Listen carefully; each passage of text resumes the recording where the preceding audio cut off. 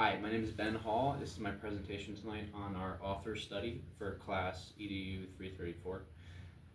The author I chose for my project is Mary Pope Osborne. She's the author of the Magic Tree House books.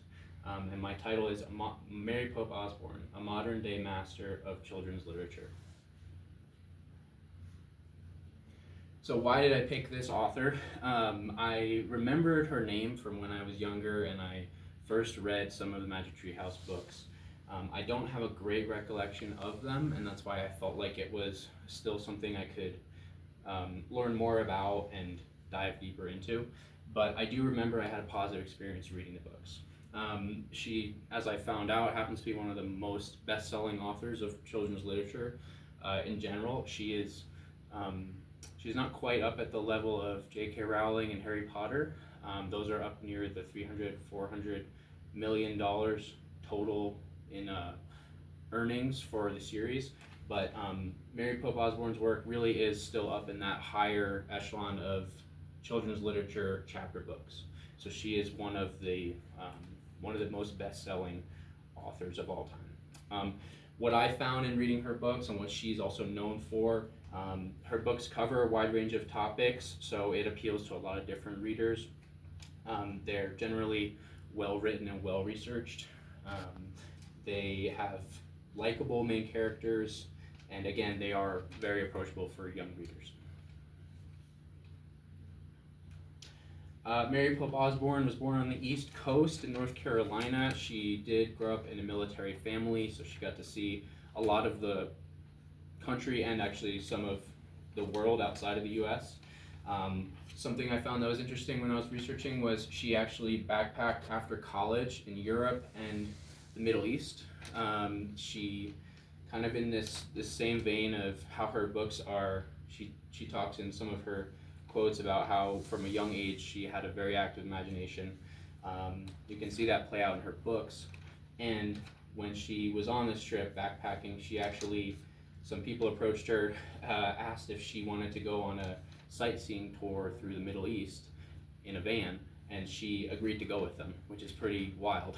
So she actually went and did that, went through several countries, Syria, Iraq, Iran, even at the time when there was war going on there, and she made it through. She eventually went back home, but it just kind of speaks to her personality and her nature and who she is.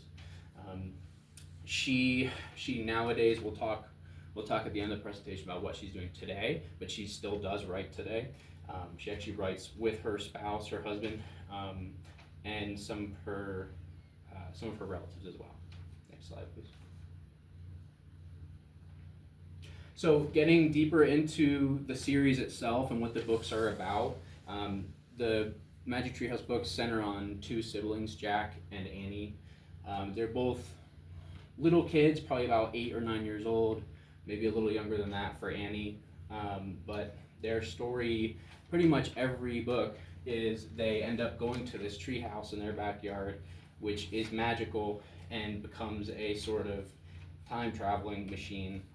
So they are the book starts, they're at their house, they're just doing modern day normal stuff around their family, maybe some chores, and then they get called by this figure who's usually one of the side characters, who's up in their treehouse, Morgan, and she calls to them and says she has an adventure for them. So they go to her, and then she gives them some materials, some resources, and then sends them on their way. What you get is a lot of history in these books. You get, in each one, you get a different setting and a different topic. So there's books like Dinosaurs Before Dark, where they go back to prehistoric times and encounter dinosaurs. There's Mummies in the Morning, where they go to ancient Egypt. There is Afternoon in the Amazon. There's tons of titles like that where they go to all these different places all over the world, and not just all over the world, but back in time to ancient civilizations, Middle Ages, all kinds of things through history. And continuing this, what are the books like? What are they like to read? They're very approachable. They're perfect for young reader just wanting to get into chapter books, and they're not going to be heavy on difficult vocabulary or even subject specific difficult vocabulary like scientific or social studies.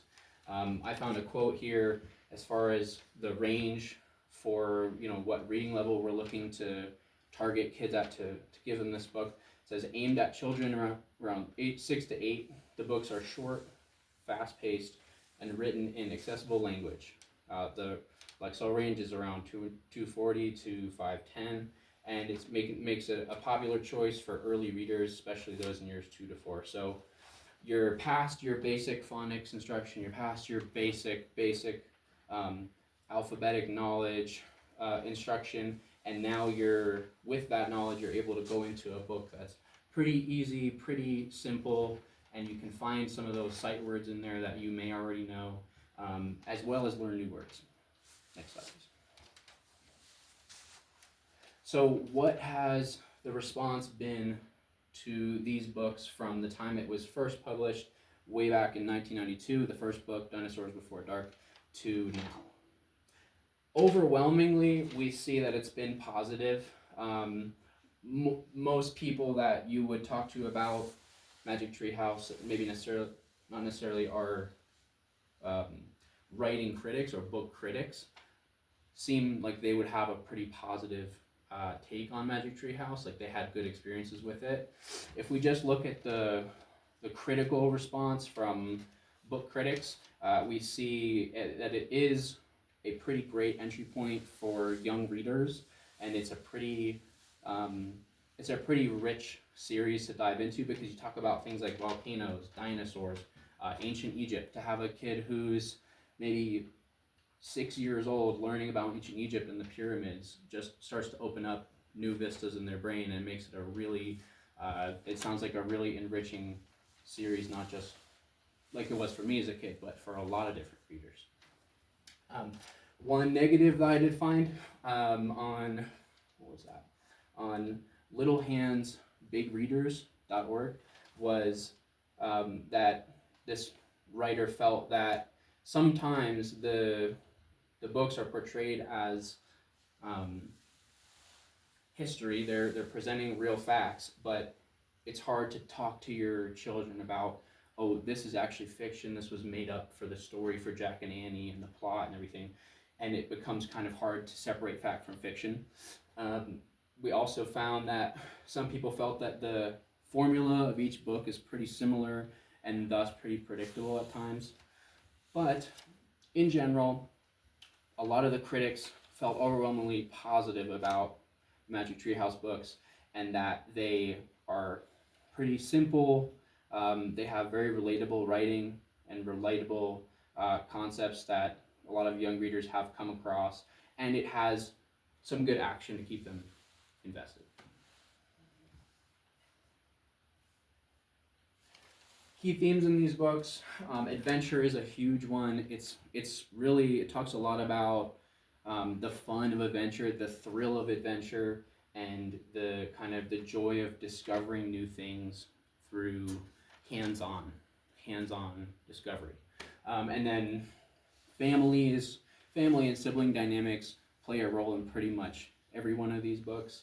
And finally, the importance of reading books is really harped on by Mary Pope Osborne. You tend to find in a lot of the books that the key to solving the mystery that the kids are wrestling with lies in a book, an important book that they come across. Next slide, please. So this is the core of what we want to talk about in this presentation. It's what legacy has Mary Pope Osborne left, and she's still writing it now. But what has she left with this amazing work that she has published for us? First and foremost, it's not just one or two books. There is a shelf full of different stories that she's created that are relatable, likable, and informative for young readers. So the fact that we have an abundance of books like that, we're very lucky, I feel. It's also a great example for new authors who are wanting to write a children's fiction series. You couldn't really find a better example. She's found so much success. Again, writing it's now over 100 books in the series, fiction and nonfiction. So she inspires new authors. Um, she's also a huge advocate for literacy across the world. She spoke at the UN on the topic of global literacy in, I believe it was 2015. And she also, which is very cool, she's gotten a little older now. She doesn't write as much, but she goes around and does some school visits, and is apparently making some online programs that help promote literacy, maybe in schools that have less resources. Next slide. So another important question to ask is, how could I use Magic Tree House and Mary Pope Osborne's work in my school? We have quite a few of her books, which I'm grateful for. So I like to think it could be one of the first books that I recommend for a student who is, again, past that basic reading instruction, past that basic phonics instruction, and now they're ready to start picking up some small chapter books. It could also be a book study book. We have a bunch of copies of it. So I think it, with the different topics that it touches on, there's plenty of ways to grab the attention of younger readers. Just kind of depends on what they're interested in at the time. It's kind of a good way to hook them in. And then as a read aloud as well, I'm actually reading the volcano book in the series, the book about volcanoes and Mount Vesuvius in Pompeii, and really enjoying that. And I've found it to be something that a first grader can relate to, can enjoy sticking with, even though it is a chapter book and she's not quite reading herself yet. And the characters, again, are